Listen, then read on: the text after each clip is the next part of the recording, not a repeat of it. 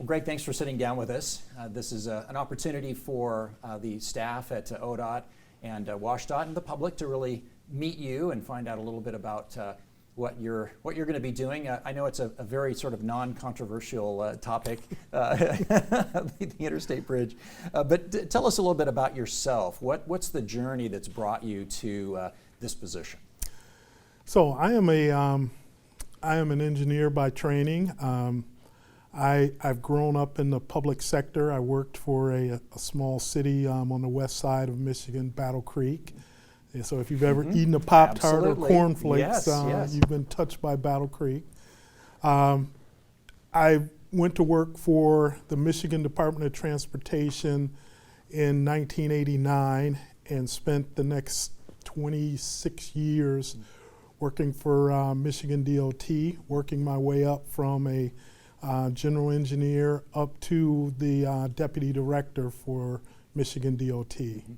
So I retired in 2015, and a friend of mine who was running the Maryland Department of Transportation asked me to come and run Maryland State Highway Administration for him. So I spent a year and a half in Maryland till my mom took ill back in Michigan. So came back to Michigan and then worked for WSP USA, a consulting firm, and I've spent the last 3 years working for WSP.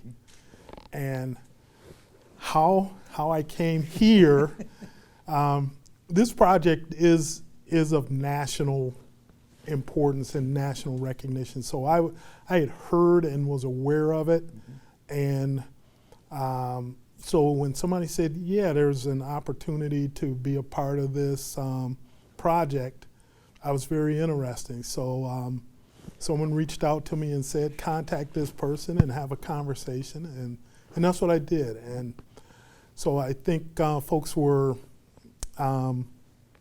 impressed with my resume of things that I've worked on over my career and said this might be a good fit. So what kind of qualities as an individual, as a leader, do you see yourself bringing to this kind of a project that is of national importance? I think the ability to communicate, the ability to have understanding of the communities that you are impacting is going to be key. The old days of the DOTs coming in saying, we're going to do this to you and you just step back and relax, let us do this. Those days are long gone.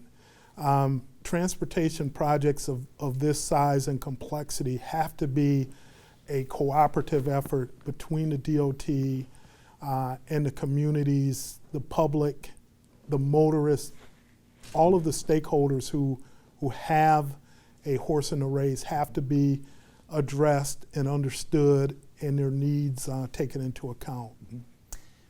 Tell me about the importance of this bridge replacement in your mind as you're coming in just fresh here. How are you looking at the project? So the first thing, I-5 is an iconic freeway, and it is the backbone of commerce for the West Coast. So the bridge that carries I-5 over the Columbia River is a critical link in that chain of commerce. But more importantly than that, I-5 in its history separated a community in Portland. And it's critical as the bridge is now, one of the bridges is over 100 years old, the other is over 60 years old. It is critical that as we're looking to modernize and renew this infrastructure, that we take the history into account and make sure that we are listening to the communities and taking their vision for themselves and integrating it into the project. So besides being that economic backbone, it is a key asset to the communities that it resides in. So we've got to get it done and done right. What do you see as the first steps that you're taking, just kind of getting things organized? So I tell you, my first few months are going to be listening and meeting people and understanding the history of the project, why it did not go forward the first time, and understanding what the community needs for this project to be. And so I'm going to do a lot of listening. I'm going to talk to a lot of people. With the COVID-19 protocols, it's going to make it a little bit difficult, but I'm going to be talking to as many folks as I can to get an understanding, and then start working with the team to set strategies to get this thing on the path to completion. What do you see that end being? What kind of state will we be in when this project is successful? I think the end goal is to have a modern bridge that crosses the Columbia that has some redundancies, so you don't see when there's incidents on the structure, that you don't see the massive backups that can be caused by those type of things. That causes the flooding of vehicles into neighborhoods that's inappropriate.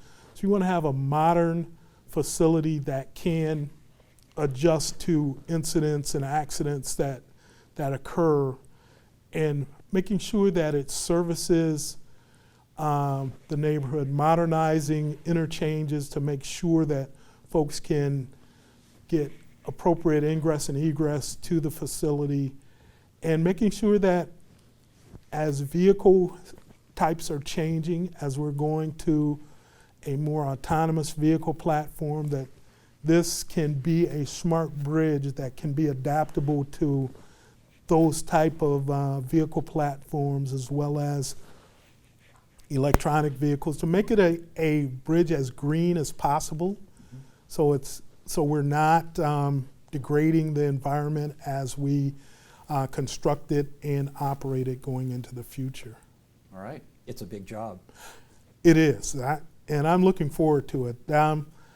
I came from Michigan not to fail. I came to Michigan to listen and make this a successful project for both the state of Oregon and the state of Washington. All right. Thank you. You're welcome.